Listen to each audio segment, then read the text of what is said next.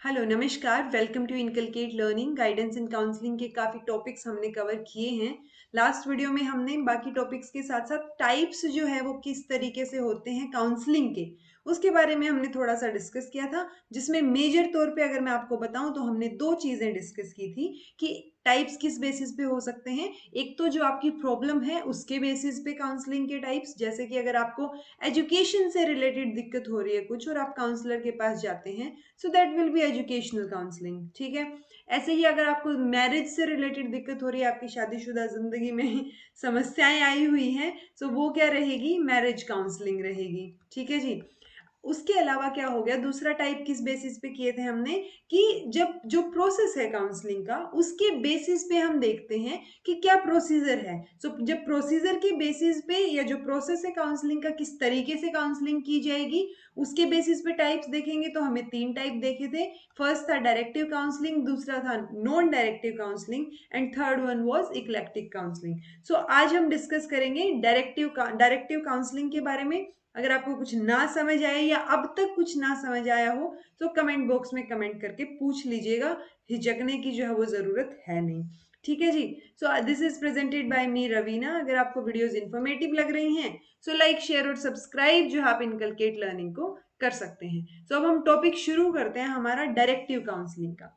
देखिए, सबसे पहले तो नाम याद रखना है आपने, ईजी विलियमसन का, क्योंकि इन्होंने, ईजी विलियमसन ने प्रोपिगेट किया, इसको मेन एडवोकेट बोला जाता है डायरेक्टिव काउंसलिंग का, क्योंकि इन्होंने डिटेल में जो है उन चीजों के बारे में बात की या फैलाया। ये मान के चलिए बिल्कुल रो लैंग्वेज में कि इन्होंने इस जो डायरेक्टिव काउंसलिंग का ये जो प्रोसेस है जो हम अभी बात करेंगे उसको इन्होंने प्रोपिगेट किया। ठीक है, फैला दिया सब जगह, इन्होंने बात की इसके ऊपर। सो डायरेक्टिव काउंसलिंग अगर मैं बिल्कुल सिंपल वर्ड में एक लाइन में आपको समझाना चाहूं तो देखिए, डायरेक्टिव है यानी वो डायरेक्ट कर रही है क्लाइंट को, या जो कस्टमर नहीं बोलेंगे एक्चुअली, इसमें क्लाइंट बोलेंगे या फिर जो है काउंसली बोलेंगे, क्योंकि आप काउंसलर के पास जा रहे हैं ना। तो दूसरा क्या हो जाएगा, काउंसली हो जाएगा। एल डबल ई स्पेलिंग एक बार चेक कर लीजिएगा, शायद काउंसली, एस ये नहीं, ई नहीं आएगा। सो काउंसली जो है उसको डायरेक्ट सॉल्यूशन मिल रहा है प्रॉब्लम का। ये सबसे मेजर चीज है डायरेक्टिव काउंसलिंग की, यानी कि जो आपका काउंसलर है वो डायरेक्ट डायरेक्ट आपको चीजें बता रहा है कि भाई आपकी ये दिक्कत है और आप ये कीजिए। ठीक है, तो उसने डायरेक्ट कर दिया आपको, और आपको जो है जैसे डॉक्टर प्रिस्क्राइब करता है ना वैसे आपको चीज करने को बोल दी। सो इसने फोकस किसके ऊपर किया, काउंसलर ने प्रॉब्लम के ऊपर फोकस किया कि आप गए, आपने प्रॉब्लम बताई, आप जैसा फील कर रहे हैं वो बताया और उसने सोल्यूशन बता दिया, दैट्स इट। ठीक है। इसका क्या प्रोसेस रहेगा वो अभी हम देखेंगे। नॉन डायरेक्टिव में क्या हो जाएगा, इसका ऑपोजिट, जब वो फोकस करेगा इंडिविजुअल पे, यानी कि प्रॉब्लम से उसको कोई लेना देना नहीं है, वो इंडिविजुअल पे फोकस करेगा, उसकी थिंकिंग डेवलप करने की कोशिश करेगा ताकि इंडिविजुअल खुद अपनी प्रॉब्लम को सोल्व कर सके। ठीक है जी। तो वो नॉन डायरेक्टिव रहेगा, ये डायरेक्टिव है। डायरेक्टिव में ईजी विलियमसन नाम आपको याद होना चाहिए। कुछ एक बेसिक अजम्पशंस अगर हम देखें डायरेक्टिव काउंसलिंग की, ऑब्वियसली विलियमसन के अकॉर्डिंग होंगी ये चीजें। क्या होगा, goal of counselling is to help the person, किसमें, ओवरऑल पर्सनालिटी डेवलपमेंट के अंदर। वो तो हर काउंसलिंग का ही क्या पार्ट है कि वो पर्सनालिटी डेवलपमेंट में हेल्प करे। काउंसलिंग जो है वो एक्सेप्ट करती है पर्सन की यूनिकनेस को, यानी कि जो इंडिविजुअल डिफरेंसेस हैं, जो हमने लास्ट वीडियो में प्रिंसिपल्स पढ़े थे जिसमें हमने बात की थी कि एक्सेप्टेंस का प्रिंसिपल रहेगा, प्रिंसिपल ऑफ एक्सेप्टेंस, की जो आप जैसे हैं आपको वैसे ही जो क्या किया जा रहा है, एक्सेप्ट किया जा रहा है। यानी आपके इंडिविजुअल डिफरेंसेस, आपकी यूनिकनेस जो है उसको काउंसलिंग क्या करती है, एक्सेप्ट करती है।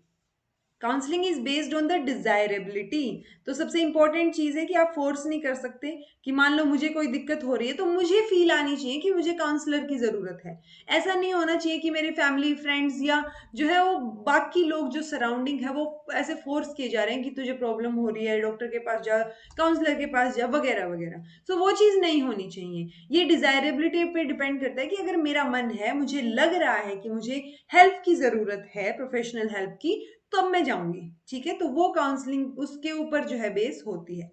Counselling should be provided only when people faces some problem and when he himself fails to solve the problem. कई बार क्या होता है कि हम प्रॉब्लम को सोल्व ही नहीं करना चाहते, हमारे दिमाग में रिपीटेडली सेम चीजें घूमती रहती हैं। सो इश्यू क्या है कि काउंसलिंग उस सिचुएशन में आनी चाहिए कि जब आप अपनी प्रॉब्लम को सोल्व करने की कोशिश कर रहे हैं पर कर नहीं पा रहे हैं। ठीक है। सो काउंसलिंग तब आनी चाहिए, ऐसा नहीं होना चाहिए कि आपको कोई दिक्कत हुई और मुंह उठा के काउंसलर के पास चले गए, that should not be the case. So counselling कब होनी चाहिए? जब आपको दिक्कत हो रही है, आप ट्राई कर रहे हैं, करे जा रहे हैं, बट हो नहीं पा रहा है। सो रेमेडियल सिचुएशन में होनी चाहिए, एक तरीके से इसको रेमेडियल डिवाइस की तरह यूज किया जाना चाहिए, ना कि आप जो है रोज और हर इश्यू के ऊपर काउंसलर के पास जाएं। म्यूचुअल रिलेशनशिप जो है वो नेचुरल है, जो हमने बेसिक प्रिंसिपल के टाइम पे या फंडामेंटल कैरेक्टरिस्टिक के टाइम पे बात की थी कि there should be a mutual relationship between counsellor and counselling. Counselling is focused on self assumption regarding clients problem. So जो क्लाइंट की दिक्कत होगी वो सेल्फ अजम्पशन पे ही डिपेंड करती है, एक तरीके से कि आप अज्यूम कर रहे हैं कि शायद आपको ये दिक्कत है। Counsellor respects the dignity of client, तो काउंसलर रिस्पेक्ट करेगा, जितना क्लाइंट बताना चाह रहा है उस बेसिस पे वो चीजें जो है वो सॉल्व करने की कोशिश करेगा। नेक्स्ट आता है प्रोसीजर ऑफ डायरेक्टिव काउंसलिंग। तो ये जो प्रोसीजर है, या ये बोल लीजिए कि ये प्रोसेस है या ये स्टेप्स हैं, ये बहुत नेसेसरी हो जाते हैं जब हम डायरेक्टिव या फिर जब हम इनडायरेक्टिव की बात, नॉन डायरेक्टिव की बात करेंगे। उस टाइम पे भी जो स्टेप्स हैं वो काफी इंपॉर्टेंट है, क्योंकि यही कॉन्सेप्ट है, यही चीजें इन दोनों जो डायरेक्टिव, नॉन डायरेक्टिव या इक्लेक्टिक है, इनको अलग करते हैं। तो ये कॉन्सेप्ट और ये स्टेप्स जो है वो जानना बहुत जरूरी है। इन स्टेप्स को आप सीरीज में याद करेंगे, 1 to 6 की सीरीज में। ऐसा नहीं होना चाहिए कि आप एनालिसिस को थर्ड पे ले आए, सिंथेसिस को लास्ट पे ले गए, तो वो चीज यहाँ पे नहीं होनी चाहिए, वरना गड़बड़ हो जाएगी, क्योंकि एक प्रोसीजर है ना, ये पूरा का पूरा सेट प्रोसीजर है। तो इन चीजों का आप ध्यान रखेंगे, प्लस अगर आप समझ के इनको लिखेंगे that will be much better, आपको क्रैम करने की जरूरत नहीं पड़ेगी। और अगर आप बिल्कुल लास्ट मिनट पे हैं कि बस आपको एग्जाम दे के आना है, ऑब्जेक्टिव क्वेश्चंस आने हैं, तब आप जो है मोटा मोटा इनको फटाफट 6 स्टेप्स को तो रट ही जाइएगा ऑनेस्टली, ठीक है। तो ये 6 स्टेप्स बहुत इंपॉर्टेंट है, analysis, synthesis, diagnosis, prognosis, counselling and then follow up. तो ये 6 स्टेप्स इसी सीरीज में याद कर लीजिएगा। अब हम एक एक करके इनको डिस्कस कर लेते हैं। सबसे पहले आता है एनालिसिस। एनालिसिस में क्या है कि आप एनालाइज कर रहे हैं, यानी कि जो क्यूमुलेटिव रिकॉर्ड्स हैं, इंटरव्यू हैं, या फिर टाइम डिस्ट्रीब्यूशन फॉर्म है, ऑटोबायोग्राफी है, एनेक्डोटल रिकॉर्ड है। पॉइंट ये है कि जो भी क्लाइंट के बारे में इंफॉर्मेशन आपके पास हो सकती है, मान लो स्कूल का बच्चा है तो क्यूमुलेटिव रिकॉर्ड्स वगैरह ये चीजें मिल जाएंगी, राइट। तो वो चीजें यहाँ पे जरूरी ये हो जाता है कि आपको यहाँ पे काउंसलर जो है वो सारी चीजें कलेक्ट कर रहा है, एनालिसिस कर रहा है, एनालाइज कर रहा है, सब चीजों को देख रहा है कि क्या दिक्कत हो सकती है। फिर आता है सिंथेसिस। अब जब वो एनालाइज कर लेगा तब वो समराइज करेगा, मतलब उसको कुछ कुछ समझ आ रहा है और फिर वो समराइज करेगा, खुद के लिए डाटा को ऑर्गेनाइज करेगा एनालिसिस के बाद, ताकि जो बच्चे की चाहे एसेट है, लाइबिलिटी है, एडजस्टमेंट, माल एडजस्टमेंट, स्ट्रेंथ, वीकनेसेस, सारी की सारी उसको समरी पता होगी, ठीक है। सो प्रोसेस ऑफ समराइजेशन क्या होता है हमारे पास? सिंथेसिस होता है। फिर आता है थर्ड स्टेप, डायग्नोसिस। जैसे डॉक्टर डायग्नोस करता है ना कि क्या दिक्कत है। अब डॉक्टर डायग्नोस कब करता है? और जब आप उनको बता देंगे कि आपको हाँ 2 दिन से खांसी है, 3 दिन से बुखार है, तो ये सारी चीजें बताएंगे उसी के बाद ना। तो वो इन सारी चीजें, ये क्या हो गई? इंफॉर्मेशन हो गई। उसी तरीके से जब वो इन चीजों को इंटरप्रेट करके डॉक्टर फिर आपको क्या देता है कि अच्छा आपको तो ये दिक्कत है, और फिर दवाई देता है। वही इंटरप्रिटेशन यहाँ पे होगी। वो जो डायग्नोसिस वाली फॉर्म है ना, वो एक तरीके से क्या है? इंटरप्रिटेशन ही। आप डॉक्टर वहां पे इंटरप्रेट कर रहा होता है कि आपको क्या दिक्कत हो सकती है। सेम यहाँ होगा कि काउंसलर जो है वो ये जो उसने समरी बनाई है, एनालाइज की है चीजें, उनके बेसिस पे अब इंटरप्रेट करेगा कि क्या, मतलब एक वो होता है ना कंक्लूजन निकालना कि अच्छा यहाँ से ये लग रहा है मुझे तो ये दिक्कत होगी। तो यहाँ से क्या हो रहा है? वो इंटरप्रिटेशन हो रहा है कि प्रॉब्लम एक्चुअल में हो क्या सकती है। ऑब्वियसली इसके भी स्टेप्स होंगे। सबसे पहले आइडेंटिफाई करेंगे आप प्रॉब्लम को कि दिक्कत है क्या। उसके बाद आप डिस्कवर करेंगे कि कारण क्या है उसका। अब आपको प्रॉब्लम पता चल गई, उसका कारण पता चल गया, तो आप उसको सोल्यूशन निकालने की कोशिश करेंगे उसका। तो रेमेडी जो है उन कारणों की क्या हो सकती है, क्या नुस्खे हो सकते हैं, क्या दिक्कत का सोल्यूशन हो सकता है, वो यहाँ पे डिस्कवर करेंगे और फिर वो आपको प्रिस्क्राइब कर देंगे कि आप ये काम कर लीजिए, ठीक है। क्योंकि डायरेक्टिव काउंसलिंग में क्या है कि सारा काम कौन कर रहा है? आपके काउंसलर कर रहा है, और वो आपको सोल्यूशन बता रहा है, दैट्स इट, ठीक है। तो ये सारी चीजें आप ये स्टेप्स भी ध्यान रखेंगे कि आइडेंटिफाई करना, कॉज आइडेंटिफाई करना, डिस्कवर करना, रेमेडी जो है पता करना, और उसके बाद सजेशन जो है वो प्रिस्क्राइब कर देना। तो ये 3 स्टेप हो गए। 4th स्टेप जो है हमारा प्रोग्नोसिस है। प्रोग्नोसिस में एक तरीके से प्रिडिक्शन लगाई जाती है, जैसे उसमें हमने इंटरप्रेट किया ना, उस इंटरप्रेट के बेसिस पे कि फ्यूचर डेवलपमेंट क्या हो सकते हैं उस प्रॉब्लम के, फर्दर क्या इश्यूज आ सकते हैं या क्या इश्यूज नहीं आएंगे। सो वो प्रिडिक्शन जब आ जाती है तो वो प्रोग्नोसिस होगा। एक आधी बुक अगर आप प्रेफर करें उसमें हो सकता है आपको मिले कि प्रोग्नोसिस और डायग्नोसिस जो है वो कोऑपरेटिव है, और देखा जाए तो एक पार्ट भी हो सकते हैं। ठीक है, बट आप इनको फिलहाल अलग अलग ही याद रखिए, क्योंकि उसमें डायग्नोसिस में हम इंटरप्रेट कर रहे हैं और यहाँ पे हम प्रिडिक्ट कर रहे हैं फ्यूचर डेवलपमेंट के बारे में। फिर आता है काउंसलिंग, सबसे मेन स्टेप जो है, वैसे तो सारे ही मेन होंगे बट काउंसलिंग के बारे में पढ़ रहे हैं तो काउंसलिंग मेन हो गया। इसमें क्या है कि आप उसको जो प्रॉब्लम है उसके अकॉर्डिंग क्या सोल्यूशन हो सकता है और उसको एडजस्ट करने की कोशिश करते हैं।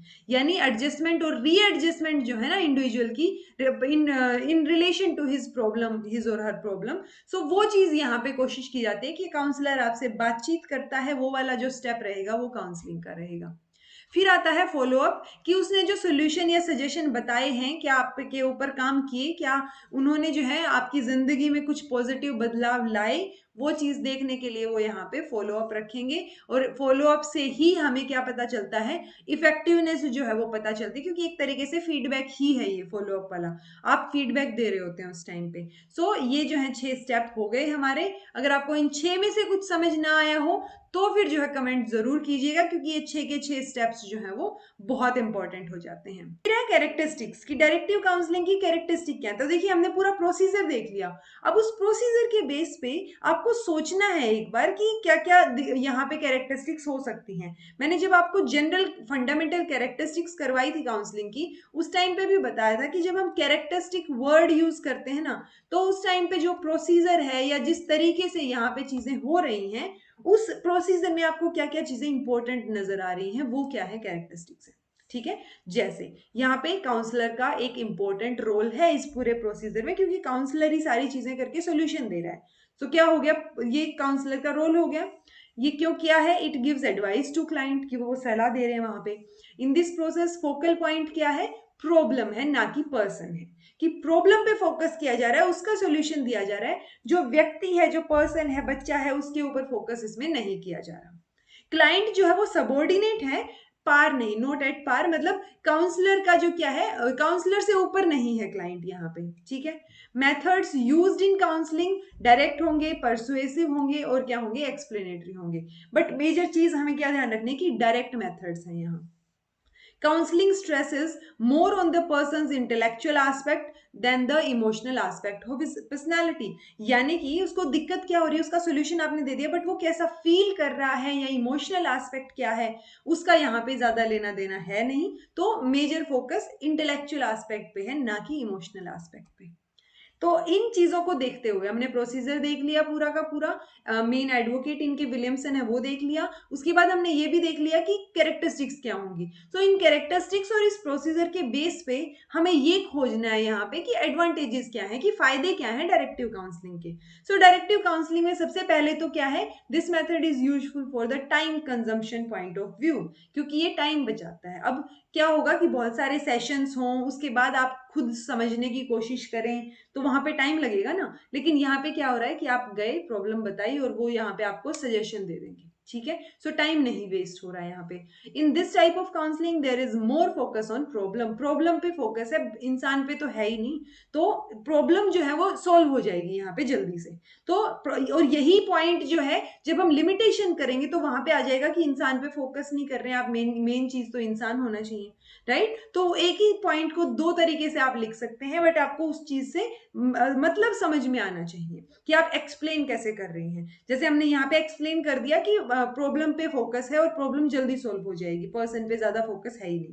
Counsellor can look the client directly, तो डायरेक्टली जो है वो चेक करेंगे और वहीं पे आपको सोल्यूशन देंगे, एडवाइस देंगे।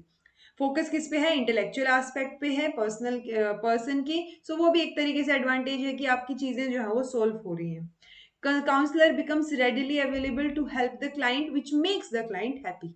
तो वो क्लाइंट को क्या है कि सोल्यूशन मिल गया ना, आपको जाते ही आपको कुछ मेहनत नहीं करनी पड़ी, तो खुश तो आप होंगे ही, आज खुश तो बहुत होंगे वाली सिचुएशन, ठीक है। सो वो एडवांटेजेस जो है वो यहाँ पे रहेंगे। लिमिटेशन देखेंगे तो इसके इन्हीं पॉइंट्स में से हमें कुछ कमियां निकालनी है हम, कि क्लाइंट जो है वो डिपेंडेंट हो गया। एक तो हम इसी पॉइंट को बोल रहे हैं कि भाई क्लाइंट बड़ा खुश है और उसको सोल्यूशन मिल गया, लेकिन वो डिपेंडेंट भी तो हो रहा है, ये भी तो देखिए। तो वो डिपेंडेंट हो रहा है और उसका जो इंडिपेंडेंस है ना, वो हो नहीं पाएगा, वो नेवर इंडिपेंडेंट वाली सिचुएशन हो जाएगी कि क्लाइंट जो है इंडिपेंडेंट नहीं रहेगा काउंसलर के, वो हमेशा डिपेंडेंट ही रहेगा। उसको हर प्रॉब्लम के टाइम पे जाना पड़ेगा, सोल्यूशन लेना पड़ेगा, क्योंकि उसकी थिंकिंग तो डेवलप हुई नहीं कि सोल्यूशन निकालना कैसे है, ठीक है। सो बाकी जो चीजें हैं उनमें भी माल एडजस्टमेंट उसको हो सकती है नई प्रॉब्लम्स में, जैसे ही नई प्रॉब्लम होगी वो सॉल्व नहीं कर पाएगा और उसको फिर से जो है काउंसलर के पास जाना पड़ेगा। Unless and until a person doesn't develop some attitudes through experiences, he can't make any decision himself। जैसे कई बार बोलते हैं ना कि बच्चों की जो परवरिश करते हैं जब पेरेंट्स, तो उनको एक्सप्लोर करने का मौका देना चाहिए कि ठीक है अपनी गलतियों से सीखेंगे। ऐसा ना हो कि आप ओवर प्रोटेक्टिव पेरेंट्स बन के रह जाएं इस चक्कर में कि हमारा बच्चा है और हम ध्यान रखें, ओवर केयरिंग। सो उस चक्कर में जो है बच्चा सीख नहीं पाता, और जब आप किसी सिचुएशन में ना हो तो वो डिसीजन मेकिंग जो है उसकी बहुत कम हो जाती है, वो डिसीजन नहीं ले पाता। तो एक्सपीरियंसेस से जब तक आप नहीं सीखते तब तक आप अपना डिसीजन नहीं बना सकते। और यहाँ पे तो आपको ऐसे स्पून फीड किया जा रहा है, आपको थाली में सब कुछ परोसा जा रहा है, तो आपको खाना बनाना आएगा कैसे, राइट, जब आपको सब कुछ मिल रहा है। तो वही सिचुएशन है कि जब यहाँ पे क्लाइंट को चीजें और सोल्यूशन ऑटोमेटिकली मिल रहा है तो वो क्यों सोचेगा उस बारे में। So this type of guidance always lakhs experience and development of attitude. तो यहाँ पे ये फोकस जो है, ऑल्दो इनके अजम्पशन में हमने बात की थी कि ओवरऑल डेवलपमेंट पे फोकस होएगा, ये अज्यूम करके चल रहे हैं, लेकिन यहाँ पे हो नहीं रहा है ओवरऑल डेवलपमेंट पे focus. Counsellor fails in saving the client to commit the mistake in future. तो यहाँ पे क्या है, वो उन्होंने सोल्यूशन उसने खुद नहीं सोचा ना। अगर क्लाइंट खुद सोचता तो उस एक्सपीरियंस को वो फर्दर यूज करता, बट यहाँ पे उसको सोल्यूशन मिल गया। तो यहाँ पे अगर वो फर्दर जाके, क्योंकि डिसीजन मेकिंग अच्छी है नहीं, तो अगर कुछ गलतियां भी वो करते हैं फ्यूचर में तो उससे बचा नहीं सकता काउंसलर उनको, वो करेंगे और वो फिर से भी आएंगे आपके पास। There is scarcity of information regarding the pupil which creates the possibility of wrong counseling। कई बार होता है कि यहाँ पे हम बाकी जो चीजें हैं एनालिसिस जो कर रहे हैं वो मेजर रिकॉर्ड से कर रहे हैं, और इंसान हर रोज चेंज होता है, डायनेमिक है इंसान का डेवलपमेंट जो है। सो वहां पे अगर आपकी इंफॉर्मेशन कम है आपके बारे में, या स्कैरिसिटी है इंफॉर्मेशन उस इंसान के बारे में जो कि काउंसली है, क्लाइंट है या प्यूपिल लगा लीजिए, तो वहां पे क्या हो जाएगा, ये रोंग काउंसलिंग जाने के मतलब पॉसिबिलिटी है कि रोंग वे में ही जाएगी ये काउंसलिंग। सो ये चीज आपको ध्यान रखनी है, ये हो गई limitations. So this was all about today. अगर कुछ समझ ना आया हो तो कमेंट बॉक्स में कमेंट करके पूछ लीजिएगा, otherwise keep smiling and keep studying.